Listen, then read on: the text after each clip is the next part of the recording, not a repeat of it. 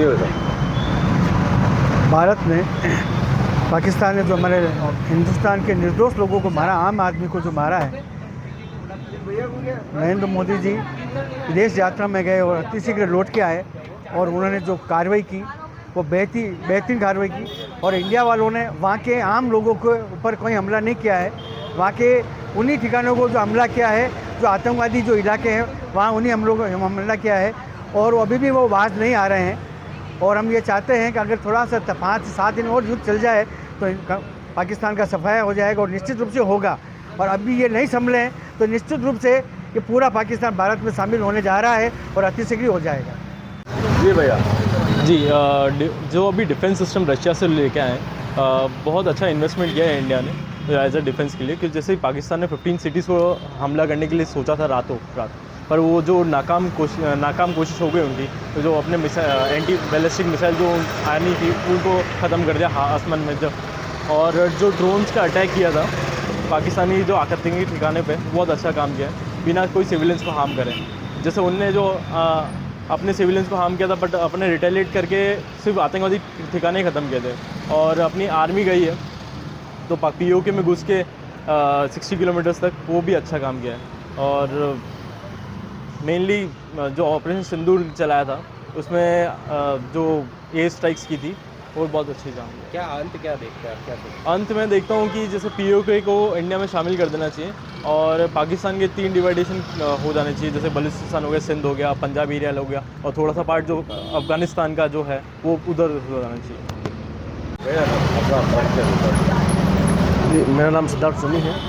जैसा कि आप सभी को पता है कि जिस तरह से भारत पाकिस्तान का युद्ध चल रहा है और हमारी भारतीय सेना जिस जाबाजी से पाकिस्तान के आतंकवाद को नस्तो-नाबूद कर रही है, जिस तरह से भारतीय सेना और भारत सरकार के जो वो इक्विपमेंट्स है, सारे जो चीज़ें मशीनों को जो जहाँ 15 जगह पर भारत में हमला करने की पाकिस्तान ने की, उसको बिल्कुल ही उसको ख़त्म कर दिया गया। और जिस तरह से फाइटर जेट पाकिस्तान में घुसकर आतंकवाद का खात्मा कर रहे हैं, पाकिस्तान का आवाम चीख रहा है। मैं चाहता हूं कि ये चीख भारत तक सुनाई देनी चाहिए, तब जाके उनको पता पड़ेगा कि आतंकवाद से जो निर्दोष मरते हैं उनकी चीखों का क्या होता है, उनके सिंदूरों का क्या होता है। मिशन सिंदूर जो दिया गया है, मुझे मेरी भारतीय सेना पे बहुत बड़ा गर्व है कि जिस तरह से वो लड़ रही है। और मैं उनको इस मीडिया के माध्यम से भी कहना चाहता हूँ कि हम सब आपके साथ हैं, हम सब आप हमारी रक्षा कर रहे हैं, हमें आपके परिवार की रक्षा करने के लिए हमें जब भी मौका मिलेगा, जो भी चीज़ भारत सरकार की तरफ से कोई मौका मिलेगा, हम हमेशा तैयार हैं, तत्पर हैं। बहुत बहुत धन्यवाद। जय हिंद। अपना नाम बताइए। मेरा नाम हरी सिंह कुमावत, वार्ड का वरिष्ठ नागरिक हूँ।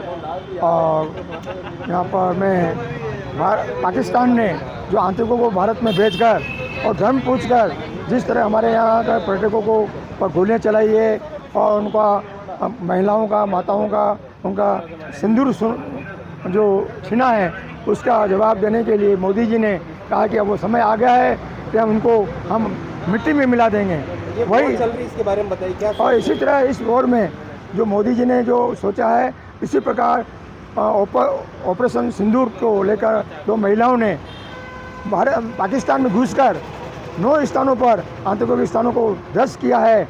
यह काबिल तारीफ की बात है कि हम अंदर घुसकर मारेंगे। इसी तरह से हम आने वाले समय में अगर पाकिस्तान नहीं सुधरा है और पाकिस्तान शांति चाह रहा है, लेकिन वो एक तरफ तो शांति चाह रहा है, दूसरी ओर सीज फायर कर रहा है और गोले बरसा रहा है, उसका जवाब हमारी सेना मजबूती के साथ में जवाब दे रही है। कई ड्रोनों को उन्होंने मार गिराया है। आज JKF 17 को भी हमने मार गिराया है और J15-16 को भी हमने मार गिराया है।